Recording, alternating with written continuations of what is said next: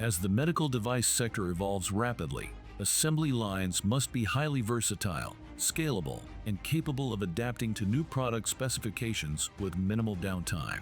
The automated system assembles multiple parts used in bloodline circuits, a category of medical disposables requiring careful handling. These parts exhibit challenging behaviors, such as twisting, overlapping, and position variability, making traditional feeders unsuitable, especially for the caps with thin laces, which are prone to jamming.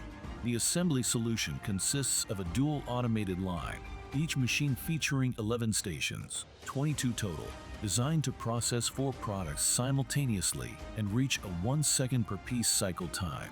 The configuration includes FlexiBowl 500 flexible feeding systems, 24 SCAR robots, Epson Series GX8, and RS4. The FlexiBowl 500 enables jam-free feeding of delicate caps with laces, eliminating the need for mechanical adjustments and minimizing downtime.